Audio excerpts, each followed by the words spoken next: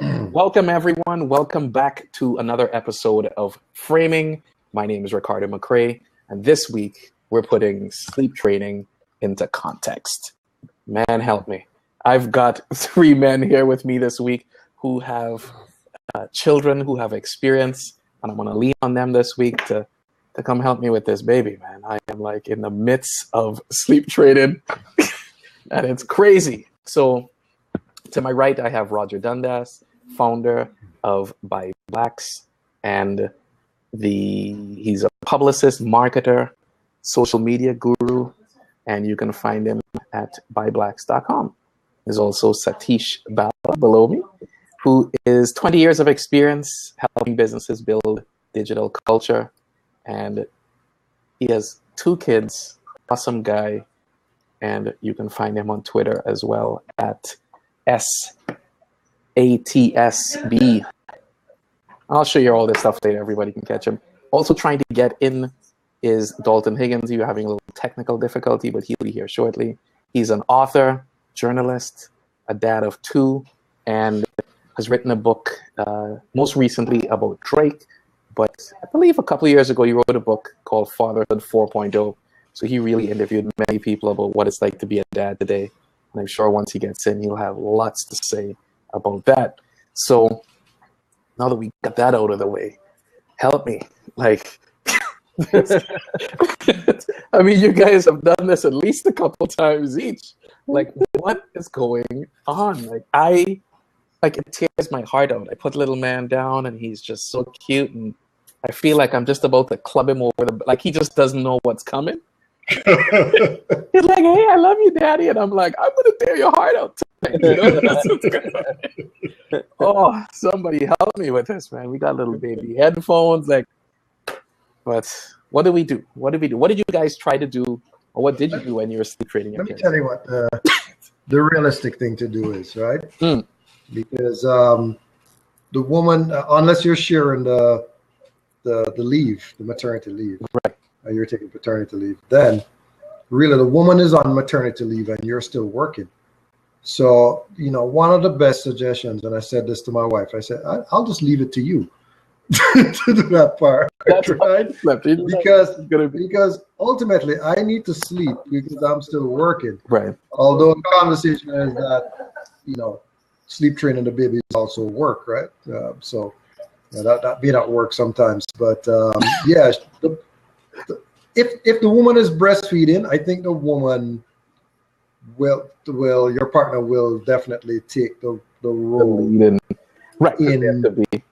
Right, because I just don't have any breast milk to suit her. I mean, not yet anyway. Not yet. Anyway. No, I don't see it coming. My breasts are not that big either, so it doesn't have that nice cushy feel to rest on. So So what, Satish? What do you do? How did you sleep train your kids? Did you leave it up to your wife? Did you? Yeah, so we couldn't do the breastfeeding. And so we had both kids on formula, literally. Actually, the first one was by necessity, right? Because my wife and the baby just had like some clutching issues or whatever. So they're like, screw it, 4 days into it, they're like, formula. And so one of the side effects of a formula is the baby's full, right? So the stomach is full, so naturally it's easy for the baby to fall asleep. So I think for me, the first few months was okay because they're just eating and sleeping. Right. It's when that like 1-year-old baby start to like being independent a little bit. We tried to figure out how to put her down. I fought with my wife a lot because my wife wanted to put a plan in place, like feed them and then put them down, don't touch them, sausage them up, and put them down. Sleep the swaddling. Yeah, and I'm kind of like, nah, let me just hold on because. Right. I get like 4 hours with them before I'm back on the grind again. And if out of those 4 hours, I'm sort of like doing a feed thing and then you put them in a crib, I'm like, I want to hold on. So, with Layla, my firstborn, which was 8, I spent a lot more time holding her. So literally like from 1 to 3, she would like fall asleep on me. And then I would put her in a room. And I learned my lesson because now, it's really hard to sort of get her to sleep independently. So we're a lot more rigid with our second kid, Shaq, who's 2. So like 8 p.m., boom, he's in bed, milk in his hand, like read a book. But the routine is so important, right? And I never appreciated the routine of just getting him to know, okay, it's bath, and then like story, bed, right? And then because you know, I get into debates with my 8-year-olds, like, it's sunlight outside, it's 8 p.m. I'm like, yeah, sun's not going down till 10. Doesn't mean you get to stay up till 10. It's 8 p.m. Close the curtains and go to bed. Well, it's, you know, we've sort of like done this hybrid of both. We're literally in the middle of. He's like right over there, getting ready to go down right now. His bedtime's 6:30, and it's like we came with that rigid thing. Like we read all the books and and it was like really about what's going to work for us, what's going to work for our baby. He has a very strong personality, loves to do things his way. And I really take full responsibility for this, because in the beginning we really started with, oh, we love him, we want to hold him, and it's like he got really, really attached to both of us. And now that it's time to sleep train, we have to put him down. During the day, it's like, what's the time to sleep? And he's like, sleep, I'm good. Like, take a nap for 10 minutes. So it's like, how do we begin to put him into this schedule and have him go to bed at a certain time? So we started that 4 days ago. This is day 5. And it's supposed to take 10 days. He's been really good. But a couple little hiccups here and there, but he's been down at 6. Yeah. We start the routine. Shut the curtains, the lights. House goes down. We start to play the baby music, the little white noise. And then we start the bath, read the book, feed him first, then bath, then book, straight in the crib. So it's like you're getting closer and closer to the crib, and you're like, here you go. Man, 6:30 is early.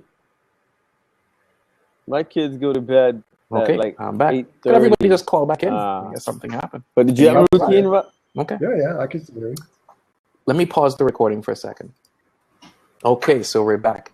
And so the routine is, getting him close as possible to bed in that system, and it's been good. He's crying for an hour at a time, 45 minutes, and then he would sleep. First night, he slept like a good 5-6 hours in a row, like right up till 11, 12 o'clock, and then he's up again, a little bit of soothing, no bottle, because we were feeding him right through the night the whole time. He'd wake up, we'd give him a bottle, we're like, oh my God, I can't take this. But he started waking up 7 times a night. Like, this is not... And my wife and I would alternate. Like, she'd grab one, I'd grab one, or she would take a night, I would take a night, like whatever it was. So we'd really co-parent and share in that way, especially around sleep, because we're both still running a business. We're both full-time, and we have this baby. So it's like, we can't be, okay, you just take baby. So in our situation, it was, we both were sort of taking this hit as we do this. She's obviously taking the lead in parenting and doing the lion's share of that. I'm taking the lion's share in business, but we're still required on both sides. So how do you begin to make this work? So we thought about the cry it out, put him in a room, lock the door, just walk away. And I'm like, my heart can't take that. It's just like, I can't hear my kids scream for all night. I'm like, I would die. You have to get cold. You have to get cold. There's a certain amount of, you have to resist this urge on the heart. Is this? Yeah, because at the end of the day, you're really doing something for them, right? Because you want them to be able to sleep through the night. So, I would tell my wife to do it, and, she would put her down, and then I would be the joker that couldn't deal with the crying and go and pick the baby up after, 15 minutes, half an hour. But once we got past that, that desire, that same feeling, that tugging at the heart thing, and, then you leave her, well, in my case, I have a little girl now, so let her cry, 15 minutes, she falls asleep. And then she'd stay down until, I'd say she'd sleep for about 2-3 hours at least. Right. And then she wakes up, she needs to be fed again, and then do the same thing again, and get in a different room, right? Because you don't want to, like for me, I can't deal with it, I'll be honest with you. My wife is really the rock of this sleep process. Right. I have to go into a second room. So my son is my sleeping partner. So you're out of town. You're just like, you're right. not in there. Right. Because I have to put my excuse is that I have to put Chase to bed, right? So I gotta get him to bed at 8. So I don't know what's happening in that room with the baby. Hey, the baby in the back. Look at little baby. Little man. Who's ready? He's got a little sleep sack. Come. You're ready? Come to Uncle. 2 seconds. 2 seconds max. 2 seconds. Okay. We won't interrupt your sleep routine, sir. Hey, who's ready? Up? Hi, little Keon. Yeah, he does not look like he's tired. No, he's going to bed though. Bye. It's like he's going to bed. Sleep. Yeah. I think. I mean, most parents know you don't put a hungry baby to bed. Yes. The hungry baby thing doesn't work. It doesn't work. So I think it was Satish. You said that. No, it was Ricardo actually. Routine. The routine of the feed, bath, book, bed. Right. So that tends to work. I would say almost every time. But I mean, I know some people that get really extreme with it. When the baby is just not sleeping, you tried everything, you put them down, blah blah blah. Some people jump in their car, and drive around. It's not practical at 2 o'clock in the middle of winter, but hey, some people are doing that. They drive around, and then some people go for a walk. A couple of times. I had no choice, man. I was like, you know what? We'll put the baby in the car, make it to Blab. Ride, and make some trips. And then we just sat in the car for an extra half hour to just let the baby sleep, to be sure it was like a deep sleep. I've had dreams of like putting a bit of scotch in that milk. That is the advice I'm getting from all of these like the parents and the old schoolers. That's what the old school Caribbean. A little rum in his mooch, you gotta. Come on, I can't feed my baby a little rum. No, Developing brain cells. You can have him drunk. I'm like, come on. I can't do it. No. So it's. So I mean, you drive him around the block. You let him sleep. How do you get them back in the house? Quietly. Just like unbuckle them. It's like Mission Impossible, right? You have to be slow with everything.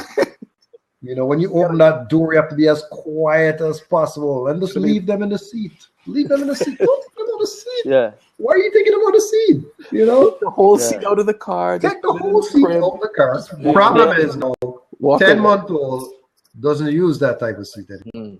So you got to take her out of the actual car seat. Right. So that's where the problems come in, right? But I know with my son, I was a little bit more involved.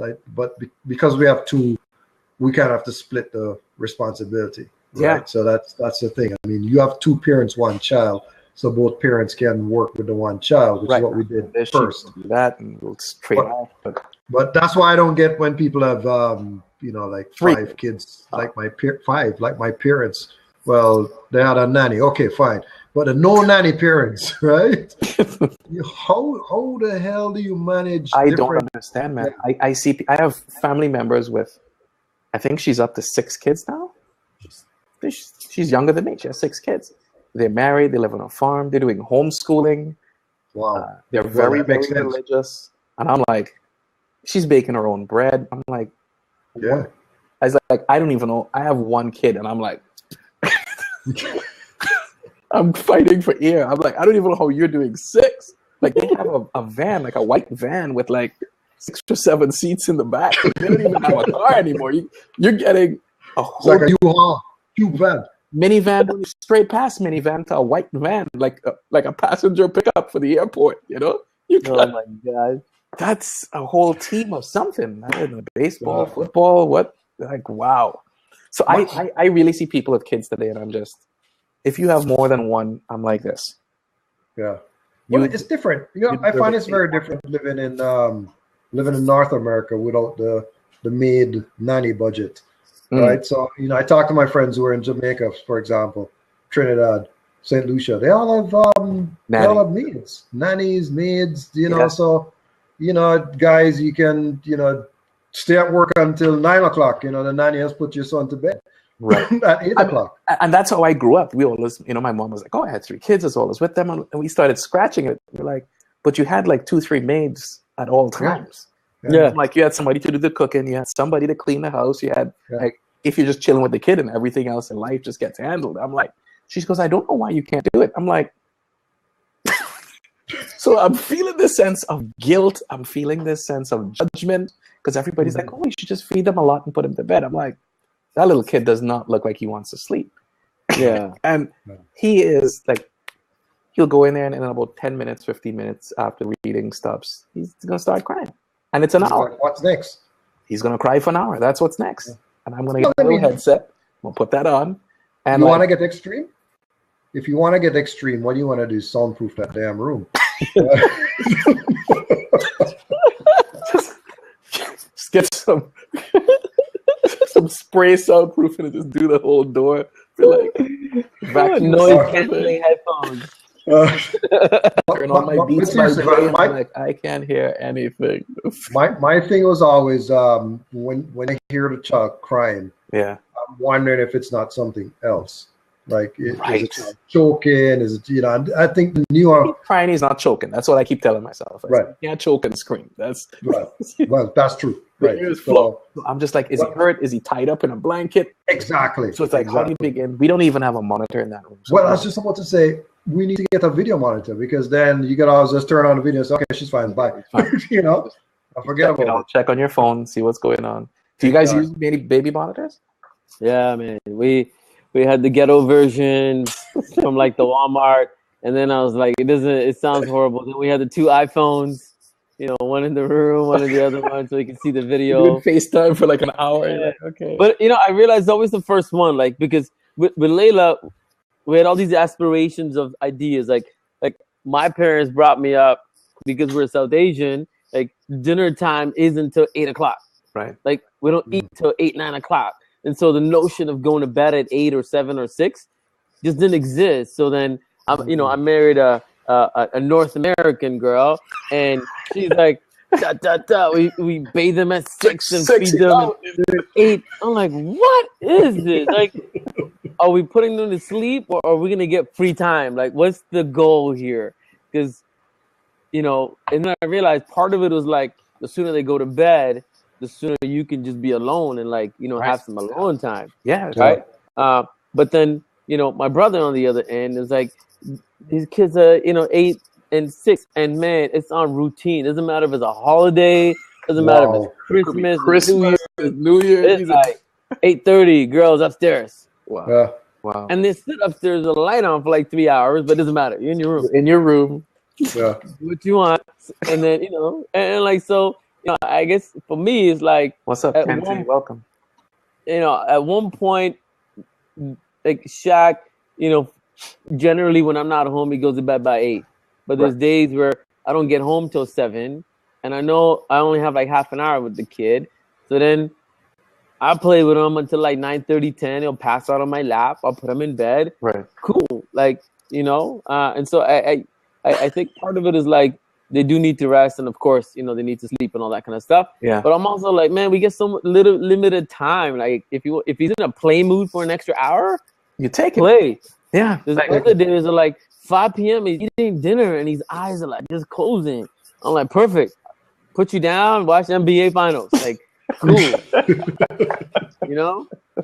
So I think the first one we were very strict. We were trying to follow some guideline of a book and internet and best practice.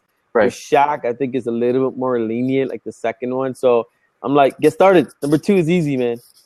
Yeah, but you see, the issue is that why would you wish that on me? Like you see I'm like, what the hell no. I think the issue with the second one, the sleep, keeping the child up until late, then he's not waking up at 8 o'clock in the morning to go to school and he needs to get to that bus stop by 8:45. So I find that the early he goes to bed is the earlier he wakes up, and he's also in a much better mood. Yes, notice that with him too. It's like he would the first night that he slept 11 hours. I think it was like the second night or so, and he was like he woke up once for like a little half hour, and then he went back, and it was just like he got a solid he was like, hey, he was like happy, he was chill. Mm-hmm. And he's normally a very chill baby. He's like a great baby. I'm not complaining. He's not like one of those colicky. He's chill unless something's happening. So I'm like, thank God for that. But it's really, he was in a much deeper chill mood after he got that sleep. And I've noticed that he's just way more relaxed and way more fun. Which is why that sleep. Which is why I have to salute single parents, because I don't know how you do it. I don't know how you end up with a life. I don't know where you find time, especially if you have more than one child. I mean, I just don't know how you do it. I don't know. I'm flabbergasted that anybody is a single parent. I mean, I understand the extenuating circumstances. My mom was a single parent.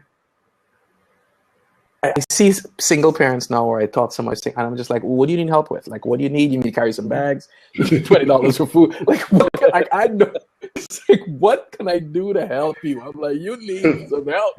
You need a night out. I could babysit. Like, what's up? It's like, how you even go to work? You got kids and you're a single parent. Like, you're up at like 5 a.m.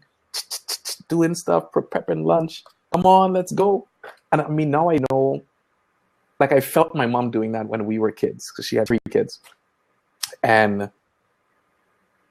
now I could get why it was like that when we were growing up. And I was just like, I mean, a day or two into this, I was just like, Mom, I love you. And I have so much more respect for what you're doing. Thank you for not killing us as kids.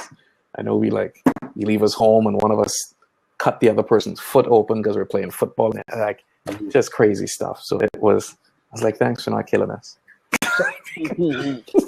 So I think the key thing with the sleep training is what seems to work the best. And I have a friend, Arlene, and she has 3 kids that are under the age of 6, right? And her schedule. Single no, parent? she's married. And okay, good. But her schedule is meticulous. Mm-hmm. They must eat at this time. Oh, Dalton. Hey! We did it. Welcome, sir. Welcome. Can't hear him, but we can see him. It's one step at a time. No audio. No audio. No comprende silence. Now you're gonna have to write and hold up paper. Yeah. Can you hear us? Give us a nod if you can hear us, or a thumbs up. You can't hear anything. We can't hear you. 0.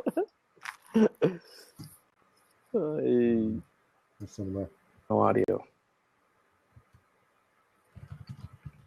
Nothing.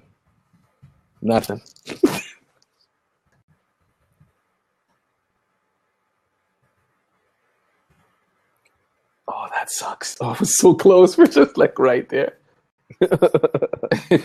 There's a switch. There's just a button that needs to be pressed. That's it. Yeah, it might be audio in your settings or something like that. But try. You know what's going to be different? Try using the app.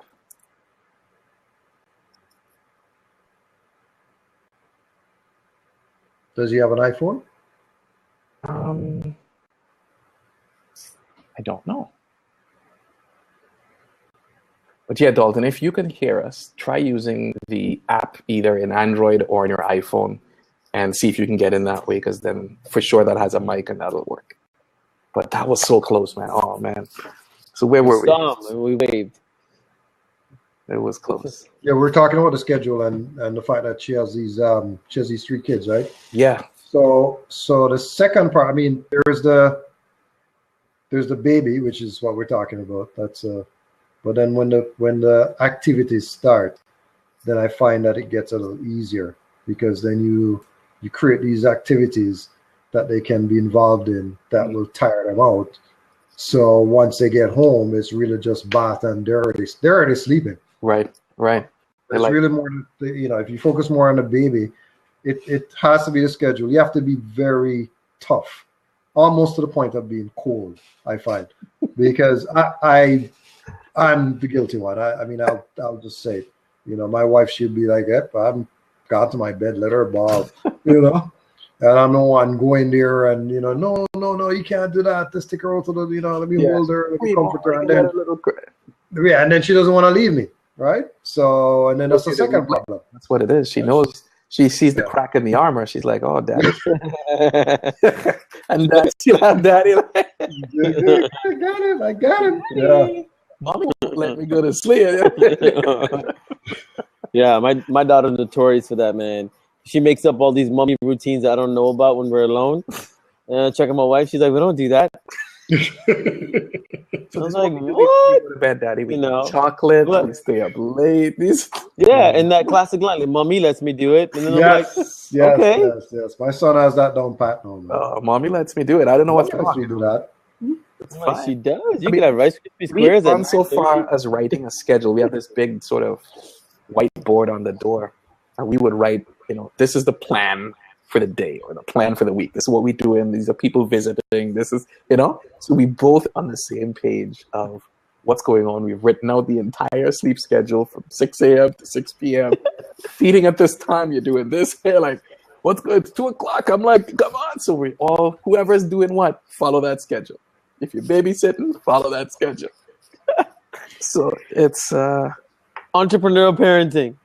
That's it. Create a spreadsheet. Email it to the group. Right? Like, everybody, check it off when you finish your task. Let me get an update. I mean, we even did a checklist. We created a Google form, and we were like checking when is he eating, when he's up, like to see if there's a correlation. We had like 300 points of data after a week. We're like, all right, is it the food? Is it too much? I was like, nah, you just got to go to sleep. That's what it is. Like, all this data just tells me, like, I need some sleep. Very simple kids, man. Point to you got to go to bed. That's what. They're hungry, or they pooed, they cry, or they go to sleep. Go to sleep. You cry it out. Yeah. So we've been a little better. I think one of the books we've read told us to think about crying as not them being upset, but really, please help me go to sleep. I'm exhausted. Mm-hmm. Once we reframe that thinking, once we hear him crying, we're like, oh, he wants to go to sleep. Yeah. Like, right into night. He's like, I was like, yeah, we'll let you go to sleep. And like, beeline out of there. But so do you find that the music works, like the white noise and we have the white noise sheep with the rainforest and the water. That's part of the routine. That's on. White noise sheep? It's a sheep that has like whales. It's just a little fluffy sheep. It looks like a stuffed toy.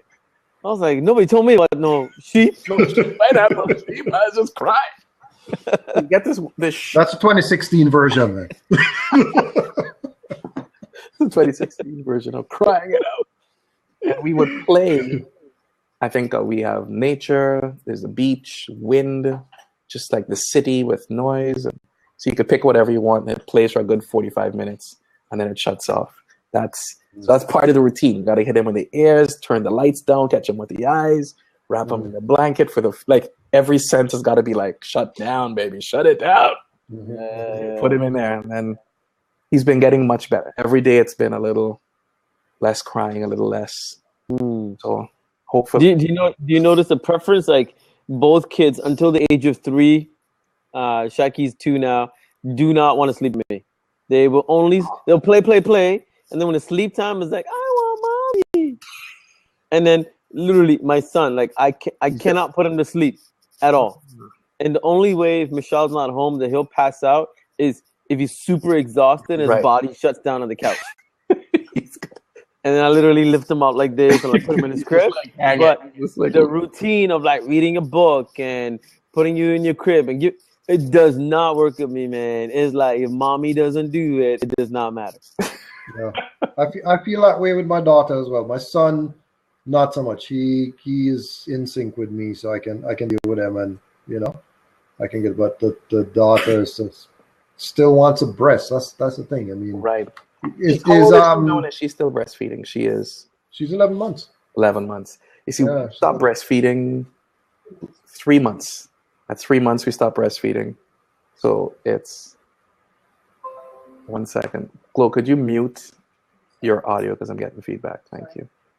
My wife is in the room to make sure that. Hey, what's up, Glo? I just want to jump in and say that he didn't cry tonight, and I put him down. Jump in the video. See, take your props. Take your props.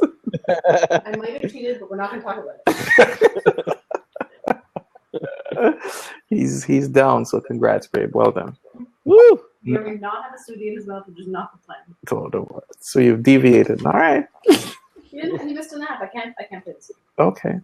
It'll ease off. So when he wakes up in an hour, he's yours. As soon as his blab's done, it's my turn as he's screaming. Well, you know, earlier we were talking about sleep training ourselves, and it's not a joke because what a lot of people advise you to do is when your baby's sleeping, sleep as well. Mm-hmm. Yeah. Mm-hmm. Right. So you have to get it while you can. Basically, right. That's the deal. Right. I can't sleep in a day. I have to be extremely exhausted. Same here. To sleep in a day. So I can't benefit from that. So I was struggling like for the first couple of weeks. It was hell. It was hell, man. And there's no sleep. So when people say to me, they're like, "Oh, there's a party at like Carl Cassell's parties tomorrow." I'm like, "Well, doubtful." Survey says that's not going to happen, dog. For till 2022. It's funny, my 8 p.m. That's bedtime, buddy. That's bedtime. That's bedtime, bro. I tell all the time, I'm like, during the day, I'm like, when Shaq goes to sleep for 3 hours, why don't you take a nap? And she's like, but that's the only 3 hours I have to myself to do stuff. Yeah. Right. But then on the flip side, I can sleep on demand. Like 38 seconds from now, I can fall asleep right here. And so when I'm with the kids, I'm like, as soon as any of them even look remotely sleepy, I'm like, let's go to sleep. Yeah. Lights out for 3 hours of daddy. I'm good. We get up, because that's my time to just shut it down. Like, we'll lie in bed and cuddle and go to sleep for 2 hours, 3 hours on a Saturday. Or it was like, how do you do that? I'm like, I don't know. The same way I can stay up till 4 a.m., sleep for 3 hours, and be at work at 9. Right. So it's sort of like, trying to find that balance between, you and your partner. Yeah, it's just different. I'm like sort of a hybrid between both of you, where it's once I decide to go to sleep, it's literally within seconds. I mean, boys always watch me like, how do you sleep so fast? Like, I come to bed, I'm like, night. I'm like, I am out. She's like, how do you do that? I'm like, I don't know. I just relax my body. And she was like, show me. So I was telling her, I said, well, I used to do transcendental meditations. I'd be lying there and it's like, relax your legs and relax your this and you relax your jaw. And like, while I'm showing her how to fall asleep, I fell asleep. She's like, wake up. And I was like, but I can't sleep during the day as just much like Roger. If I'm exhausted, I could do it, but I can't go take a nap. No. I'm like, no, that's not me. I tried many times. No. But then I've been looking on this thing called Headspace, which is meditation, right? Dalton. It's funny because I did it one night with it's an app, right? And it just goes through a routine. And I did it one night, and Chase was listening to the earpiece. We were both listening on the headphones, and we fell asleep. Both of us fell asleep in 7 minutes. Oh, what is this app? It's an app called Headspace. It helps you to train you on how to meditate and everything. So, let me see if I can find a link to that. That sounds interesting. Dalton, can you hear us? Oh, of course, totally. Hey, this is, although we had some technical difficulties on my end, this is a fantastic conversation. Oh. Fantastic. Like, I've been listening in, not contributing anything, but it's been fantastic. So the floor is all yours now. Yeah, man. We just totally shut up. So it's like you've been okay. Sure. Before let me put a link to that app in here. Headspace. Yeah, good to reconnect, Dalton. It's been many, many years since Daisy Fest. I know. I haven't seen this guy in a decade. Since I had my second child. My son's 10 years old. Well. Okay, there we go. Headspace app. If someone wants it, take a look. And that's about meditation. 10 minutes could change your whole day. Interesting thing is that they're saying like the top 10 successful people in the world, that's one of the things they do. They meditate. So it's something to consider. Totally. So we give the floor to Dalton now, the man who's been listening intently, fighting to come in. Thanks so much for keep trying, man. I really appreciate it. Anytime.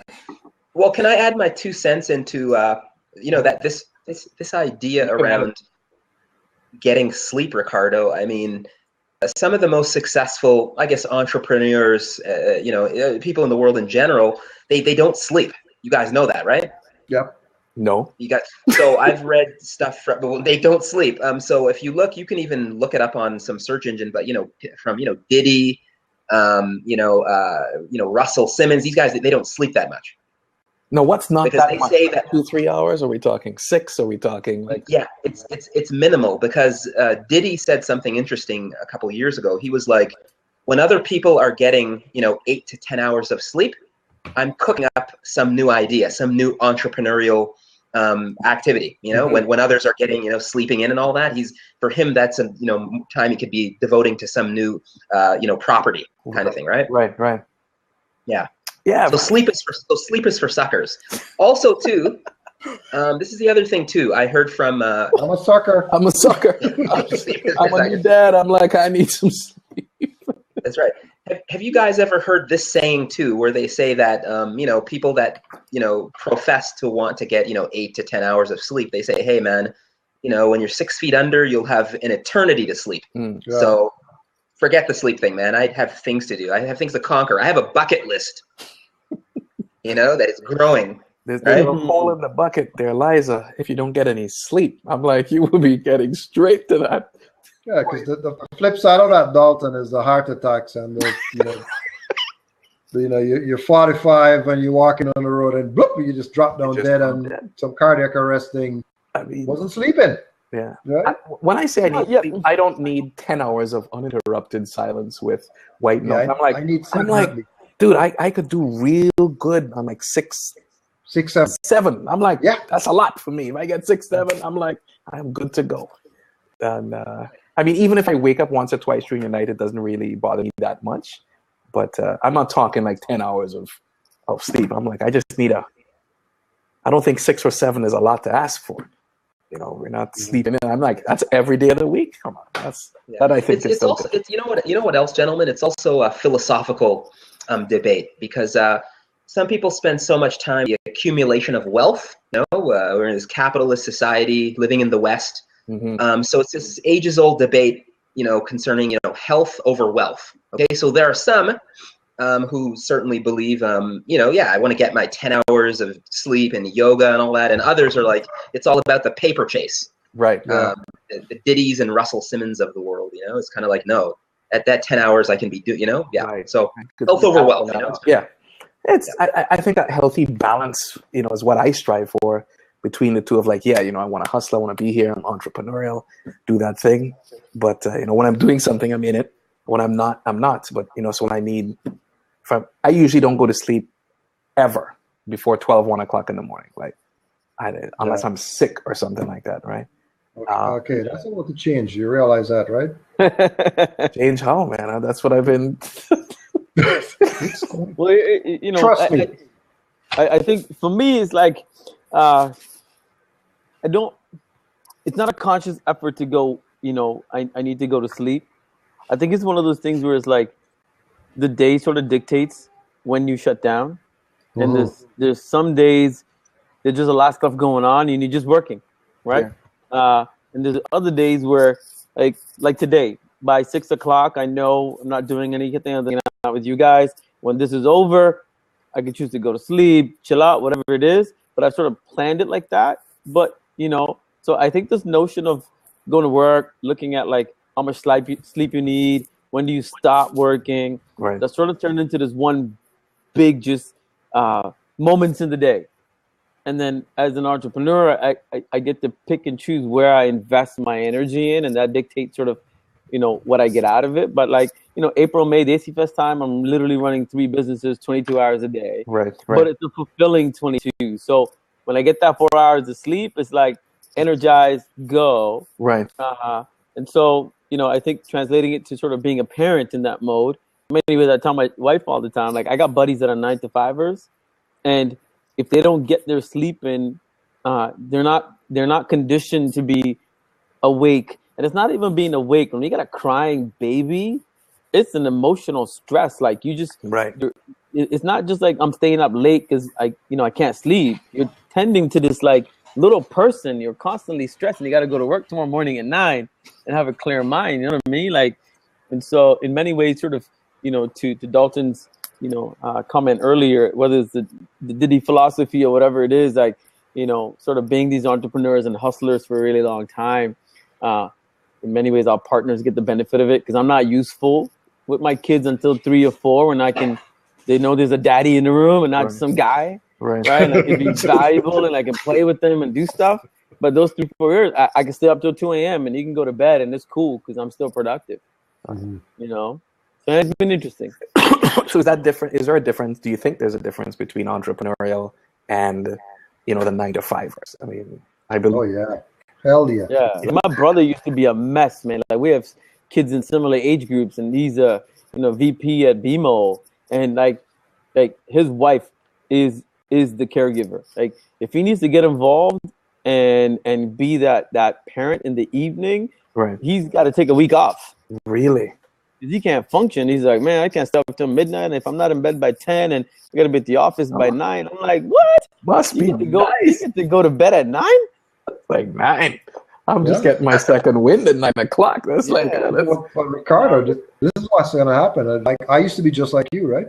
12, 1 o'clock, we'd be calling each other, texting. You don't hear from me anymore after 9 now, right? 8 o'clock. Because 8 o'clock, when you put in somebody to bed and that person is talking off your ears and, you know, it's on the tablet and blah, blah. No, I'm not sleepy. Oh, I want to get something else to eat, blah, blah. And then before you know it, it's 9:30. Suddenly, no, you're exhausted. I'm exhausted just trying to put him to sleep. Right? Yeah, So I'm gone. Yeah, but Roger, but then how do you accommodate, you know, like Empire comes on, NBA playoff, like, you know, you're breaking the bro code here, you know, like Empire starts at 10 p.m. Eastern Standard Time. So like, you know what? How do you? I don't watch Empire. No, I don't. My man. I watch Game of Thrones the following day. Tape. Right? It's on Cody, man. Go get the app, right? Okay? So I'm not watching anything live unless I have a client that's going to be on TV. Right. I'm not watching anything live. I personally also got rid of TV like well over 12 years ago. Like, so we got rid of it last year. If we're doing something that's online, on demand, like we'll do a Netflix, so I choose when I watch stuff. I'm not following any. I've set everything up so we run our schedule. So 10 o'clock. I'll watch it. I'm telling you though, Ricardo, it's gonna happen to you. At some point, you have to get in line with that schedule. I know we're entrepreneurs, right? So what happens, Dalton, is that my day starts earlier. Yeah. See, as an entrepreneur, I could have slept until 9, 10, 11, right? And just beat that day, you know, start working from 11 and work till night. But no, you have to kind of simulate with their schedule. So they're waking up at 6, 7. So I have to wake up at 6, 7. 6, 7, 8. Right. So I find myself doing that. I've never been a morning person, like I was not a person ever in my life. Like I was just like I wasn't even productive before 11, and now I've been up at like 5, 6, 7 o'clock in the morning, like, you know, regularly. You get that, man. Still exhausted, not exhausted, but just like I'm not 100%, but I'm up and I can get stuff done, and I can like check emails, you know, feed him, put him down, do whatever, and still get some work done while I'm doing that. So I found myself just a little earlier, but I still can't go to bed before 1 o'clock. I think the good news is that it's temporary. It's not a permanent fix. So the child is a baby for a very short, grueling period of time, but it is temporary. And I think that's for another 6 more days, and then we'll be right. Right. Just focus on that. It's temporary. That's what I do. Yeah. But you know what I would say too? On the one hand, it kind of is temporary, but then again, it's not really, because like I haven't slept. I mean, like I haven't slept in. You're supposed to be helping me, like Ricardo. #real talk. I haven't slept in eons. You know, like sleeping in is, what is that? You know, like, because your body it's kind of like this, you know, like muscle memory. Like you're now waking up early, Ricardo, you know, 5 a.m., 6 a.m. Like it just sort of becomes that way. You're just now a morning person, you know? It's not, there's no turning back. It's not like your child is now, you know, 5, 6 years old. You're young children, and you guys know this, right? Like my 10-year-old, they wake up early. Like children wake up early, right? Until they're teenagers. The sun is up. They're like, hello. Yeah, like da. Yeah, they wake up. Like kids don't sleep in, right? Like, so my 10-year-old, he wakes up, he's the first up, and then my teenage daughter, they wake up early. Like, that's what they do, right? So there's no real turning back is what I would say, as far as like, okay, children are now, you know, grade 1 or 6 or 7, and now I can sleep. It doesn't really work like that. Oh, man. Sorry, guys. See, So you're killing the dream here, man. This is. I cheated with a couple of things. One, I learned the art of fake sleeping when the kids cry, so my wife just deals with it. And she eventually caught me, but I will be like extra sleeping when kids cry. She's not watching this, Blab. You're like, yeah, so I'm just like, he doesn't even know what Blab is. It's like, and then I used to feel guilty when my kids get up and they'll get on the iPad. And then I used to be like, nah, let's do something productive. Then I'm like, you know what? You get up, you watch the iPad for an extra hour. oh, good. I know you're safe. You're on the couch. As long as I can hear that iPad, it's all good. You know? So I've learned how to cheat and still make them happy. And then when I'm up, I'm good to go. But I get an extra iPad hour. What I've been doing with little man is playing some Sesame Street, like a Sesame Street app. And you play these little songs, and my God, they're burnt into my head already. It's been a few months, but it's that Usher ABC song. That's a catchy ass tune, boy. That all day long, and I'm like ABCs, and I'm like Ricardo. Like, what is going on? I'm like, why am I singing Usher ABCs in the middle of the day?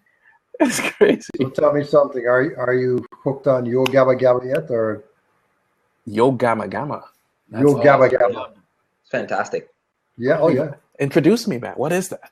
I don't know. Yo Gabba Like, Gabba. everyone knows but me. See, this is why you need live TV, man. Oh, man. You know, you can't Cody this stuff. You can't PVR. Oh yes, you can. Oh yes, you can.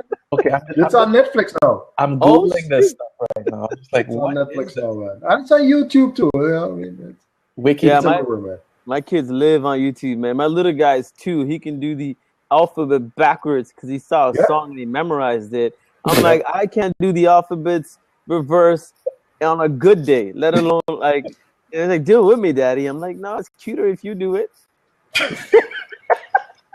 When I do it, people are going to think I'm doing some drunk test driving thing. Do it backwards, you know? It's clear when you do it. I see a pattern here in the way Satish fathers. He's like, so you got the iPad, right? You know, it's real cute if you just teach yourself to read. You know? Fix, you know, it's a little more engaging. But here's the question. Here's the question for you guys, right? Here's the $1 million question. Just this idea of being attached to gadgets, you know, like, are we setting, is that a good precedent, you know, as far as feeding our, you know, young children, you know, right? PVR things, YouTube, different apps. Like, aren't we now creating like this sort of new generation of like gadget addicted? Like, are we, you know what I mean? Like, what's your feedback on that? Like, are we using any non-digital tools? 100%. Yes. To calm our children before they sleep? Huh? Yeah, my wife and I are like uber digital. Everything is like laptops, there's Macs, there's everything everywhere. But we have a lot of wooden toys and things that he physically plays with to create empathy and mats and tummy time. And we're not buying him a phone. No, you don't need no phone before you're like 11. You know what I mean? You know, 7, 8-year-old with a phone. Like, no. So he'll have time on these things. We've already talked about this. But they'll be limited to X amount of hours a day, and then it's off. And it's like, you need to make friends. You need to talk to us. Like, hear books, Dr. Seuss, go play a ball. Let's go to the park. Like, you need to be physical. So it's not just plopping the kid down in front of a gadget and allowing them to just consume ad nauseum. I'll be like, that's not. I see those kids and they can't even make eye contact properly with people. They don't know that this is actually a phone and not some kind of device. I'm like, you could talk to people. They're like, why would you do that? I'm like, yeah, so no, I think what we've seen is like Layla's 8. So when she was 2, she was more watching, you know, YTV, of course, entertainment, and like there was TV, and then there was like playtime and books and Gymboree and all that kind of stuff. And then I'm seeing with Shaq, he doesn't watch a lot of TV. His TV is sort of apps and games and And it's funny because, like, you know, the simple, like, you know, those games where you're running and you're moving left and right. Like when he first started playing one of those, I think it was like almost 2, and he couldn't do anything. Now, like 3-4 months later, he's jumping and he's figured out how to slide under, and it's like, you know, and so it's really interesting to see how these, you know, these kids' games have started to evolve where they can start to learn a little bit too. But to your point, he's still in Gymboree 3 times a week. He's in swimming. He's got play dates with little kids. So I think we've just sort of moved the TV glue that we all did, like, you know, our generation of the street and all this stuff. They've moved it to a bit of an on-demand content on you know, gadgets. But and they're wired differently today. Like, this is how kids are engaging. They're doing Snapchat. Like, if you completely remove that from a young person's life, you are literally cutting them out of their social engagement and interaction. I mean, look at us. We're sitting here on a Blab at, you know, 7:01 in the evening, and we're engaging this way. So why would they not be able to engage with their friends in the same way? My nephew called me once on the phone on a Saturday morning. He called me on the phone. He's like, "Uncle Rico, I want to talk to you. Get on Skype." When he hung up the phone, and I'm like, like it's not even like, it's an old school methodology. You wanted to make a free call, man. Come on. So he was like, unless I could see you and engage like this, it's not actually a phone call. Like, this is a phone call to them. This is normal. Just like, well, of course there's video. Why would you just do audio if you could do video? Yeah, but you know what, Dalton, I think if I'm hearing you correctly, is that, are we making a concerted effort to remove the electronic devices and have the children, you know, grow up? I don't want to use the word normally, because there's no normal anymore, but more social, I would say, you know, so that they actually know how to speak to people and how to engage with people, and, you know, and all that. And for us, I mean, Ricardo knows Chase. I don't know if you met Chase, Dalton. Chase must be the most social person I know on this planet. So awesome. I don't know if my daughter is going to be the same way, but he wants to be outdoors playing and doing something rather than playing a device. A device is really something he does when he cannot go outside. Wow. So it's like it's a second thing on his list. Now, is that something that you were specifically parental sort of putting in, or is that just sort of like, oh, we came out of the box? Yes. So it's I have to give credit to my mother-in-law, his grandma. So she really does that, you know, let's go to the park thing a lot. Let's go for a walk. Let's just walk to the mall. Let's walk anywhere. Let's walk to there's a little pond behind our development. Let's do something physical. Right. So she did that. And then I would do the soccer thing, you know. Right. I do the football. Let's go outside and kick some ball and everything. No, he's playing basketball. He's swimming. He's doing soccer. He wants to play baseball, and he wants to learn how to do hockey. So you can see where this person is going, right? With his interaction, right? And I think that, to me, is a better use of my child's time than sticking on a device. But he needs to know how to use the devices. Absolutely, absolutely. Right? So it's kind of you have to have this nice mix. But to Dalton's point, I would rather him do less of it than do more of it. More outside activities, more socializing than being on a device. Right. What's up, Dante? Welcome. Thanks for joining us. Dante. I met Dante the other night in another Blab. He's crazy. We had a good chat. So yeah, man, Dalton, what other thoughts you have around parenting? What other advice? You've given me the yo gabba. I'm like, what is that? For sure. That's awesome. Here's what I'd say.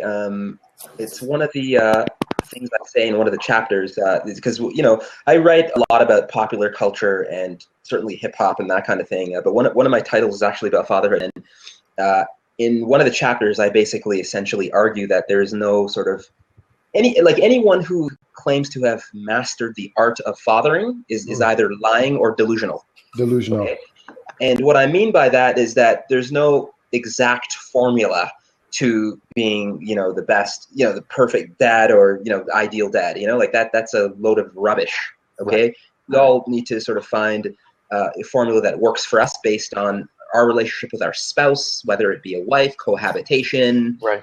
Separated, divorced. I mean, there's a whole spectrum of, situations for Dads and Children. And then Roger mentioned something interesting where, this idea of, it can be in-laws and extended family, and we all have very different setups, right? Some people are very, it's nuclear family, and others, it's like they have this big village, like they say this African village, they have, grandparents around to support, and, when Sats B is kind of out there grinding and bringing home I'm not going to say bring home the tofu and not the bacon. It's like, you know what I mean? Like Sats, you know what I mean? Like Satish could have, I have a supportive network around me, whereas others have no network around them, So, so it's find the formula that works best for you is what I would say, based on your particular and unique circumstance. Right. Right. I concur 100%. I mean, there's 101 bits of books and stuff and reading and new school and old school and cry it out and attachment parenting and helicopter parenting and slow plow parent, and it just goes on and on and on. And it just, I mean, Glow loves to read and she consumes this stuff ad nauseum. And at some point I just go, listen, you just got to stop all of that. I'm like, it's our kid. We'll decide what's right. And then that's it.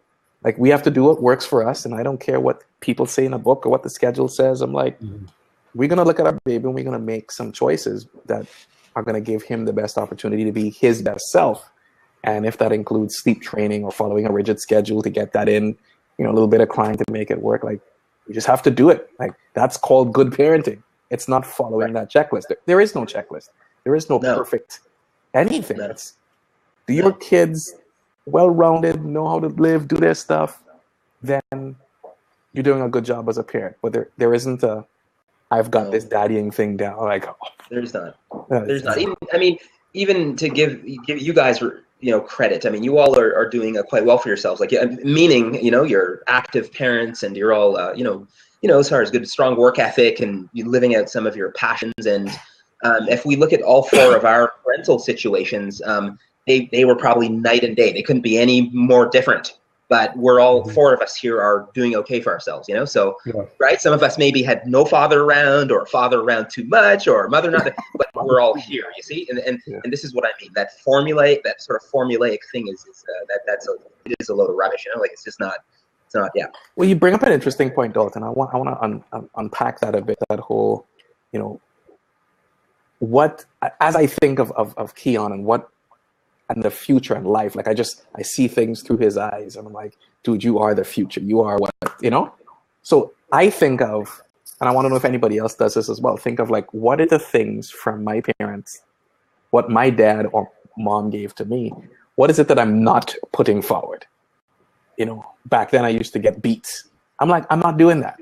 I'm not hitting my kid. I think it's just inappropriate. I've learned things since that point. Back then, I beat my kid.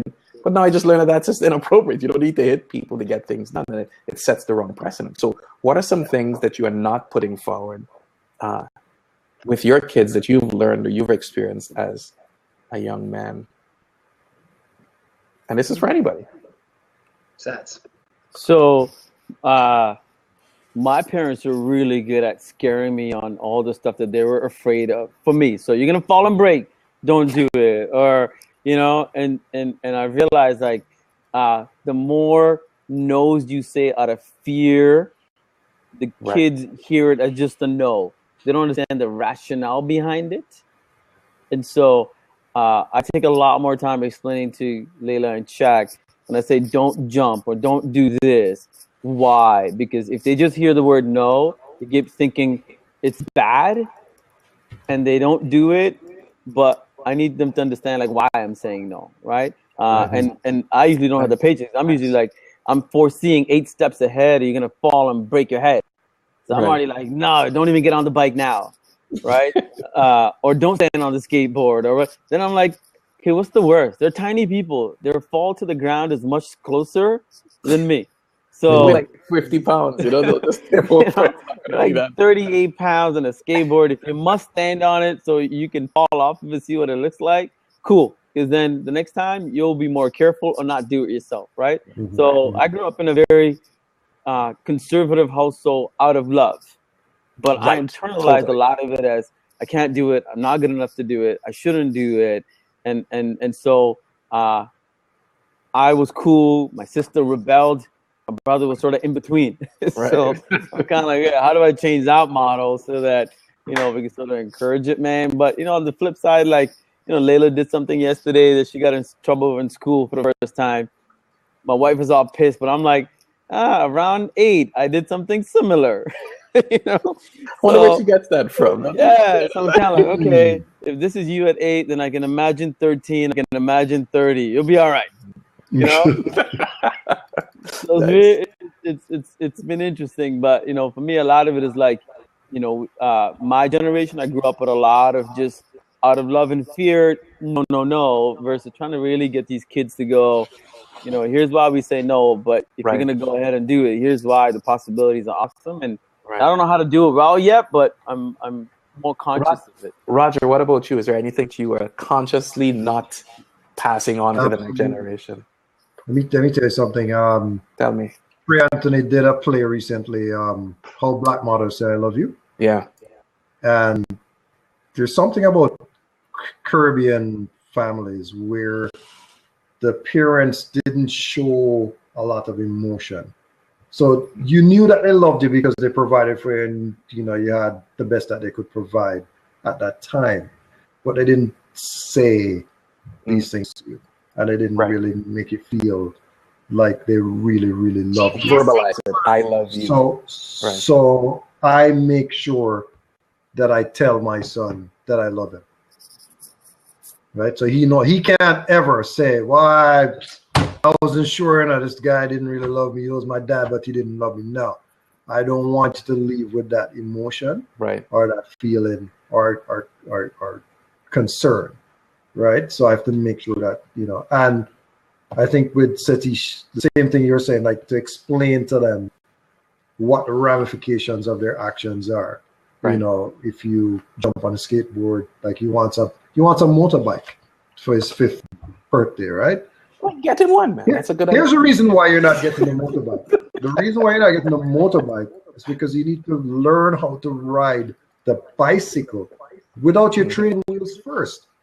Once you can do that, then I'm going to get you the skateboard. And once you can do that, I can conceivably see him riding a motorbike, by the time he's 8, 9. I'll let him do it. Yeah. As long as he can do it. He goes through a few, Yeah. But, I'm not going to hold him. But the other thing too that I'd say my father didn't do it. So I'm going to blame my father, not my mother. All right. My father was not the type of guy to give you a compliment. Right? When you did something good. So, and encourage you to speak. Right? So as I said, like Chase, he's outspoken because I'm outspoken. But when I was younger, I was shy. Right. I wasn't this person. I wouldn't even have done this blab. Right. Right? As a teenager. But you have to empower. I feel like you have to empower your kids to be confident, not cocky and arrogant, but to speak up for yourself. Right. So if you want something, you must say it. If you don't like something, you must tell people that you don't like it. Don't touch me, blah, blah, whatever. Right. But empower them. And that is relevant given the context that we live in today. I mean, we have West Indian heritage where we actually live in North America and Canada, and you need to speak up. You need to step forward. You need to lean in the Sheryl Sandberg type of. You have to lean in, or you're just going to be passed over for everything. That's right. Because within this culture and this context, that is 100% appropriate. West Indian context, slightly different. So glad to hear you do that. Dalton, what are you not doing consciously? Totally. I mean, I think it is things rooted in culture. I mean, the 4 of us come from like our parents probably came here for a quote unquote better life. And what that meant is having to, a lot of sacrifice and a lot of, I would say kind of what I don't want to pass on is sort of a cookie cutter kind of approach to navigating and maneuvering, living in Toronto or North America. So what that means is do this, do that, go to school, do this. It's just very rigid and cookie cutter. And it's like an automation, it's very robotic.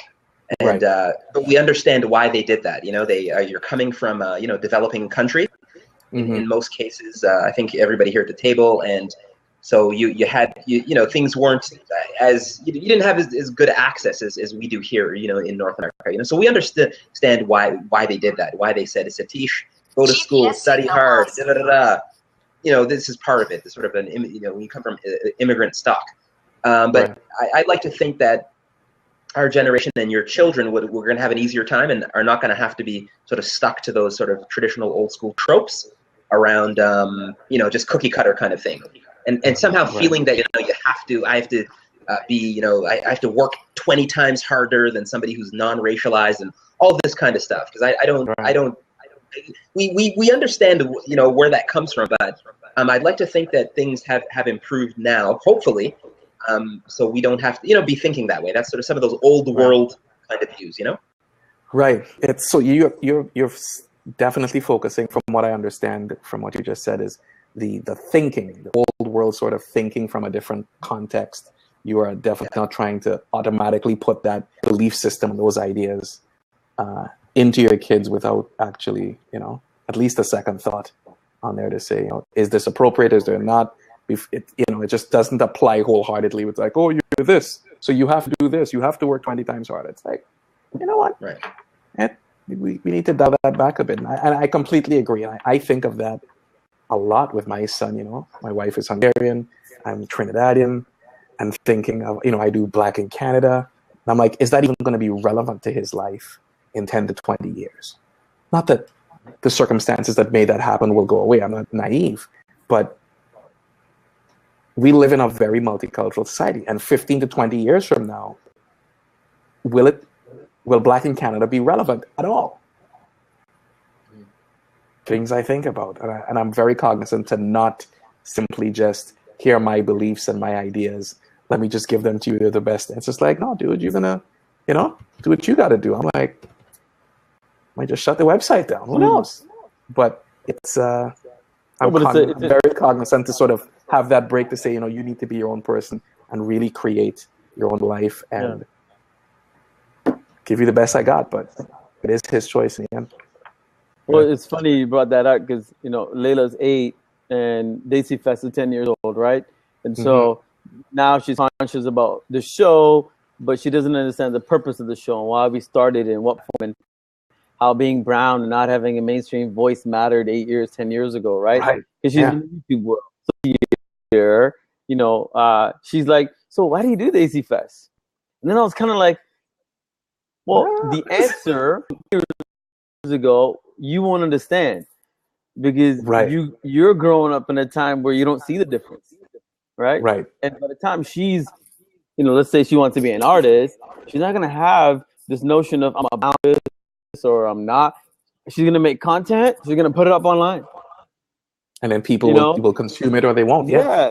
So I'm like, here's this 10-year legacy project that I've slaved over for 10 years, and then my 8-year-old's like, how do you do it? I'm like, blah, blah, blah, blah. Well, I don't know. I'm just doing it because, I think that's a huge success for you in a sense that you've done something long enough that it becomes obsolete to that next generation. You're like, goodness. You don't even understand why this was required. I heard it was on Blackish.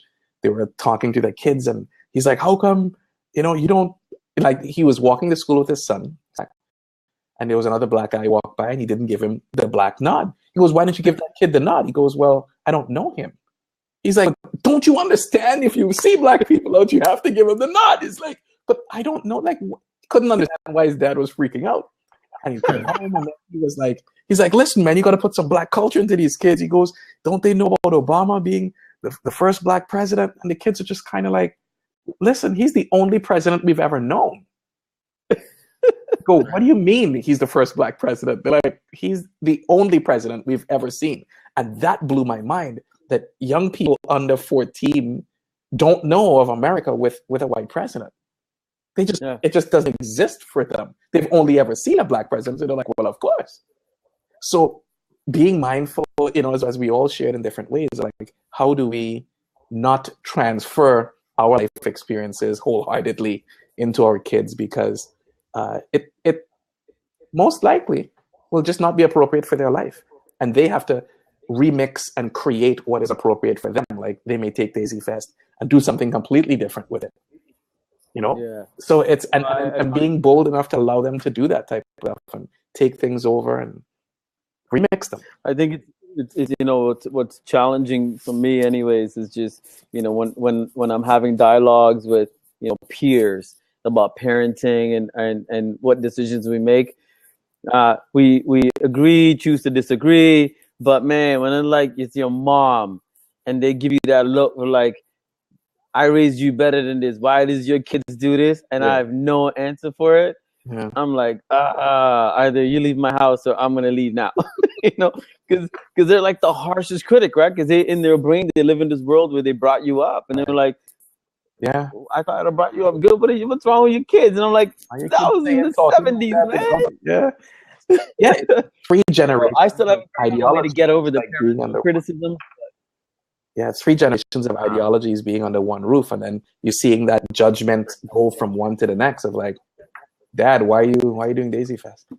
And then your mom's like, why I raise your kids better than that? So you're getting this, you're experiencing all of this stuff, and it's just like, how do we as parents and as dads dance that line? But before we continue this conversation, I actually want to wrap it up. It's just after 7:21. I know Roger's got to go, but I wanted to leave everyone with a Twitter accounts for everybody. If anybody's watching the replay or you're watching this on Blab, please click the links below and you will see, you'll be able to connect with everybody who was on tonight, from Dalton Higgins, Satish, and also Roger Dundas. Connect with everyone on Twitter and find out more about projects they're working on, things that they're doing. These are super cool people. So thank you everyone for joining us here on another episode of Framing Podcast, where we explore ideas in context, and we will see you next time. Thank you.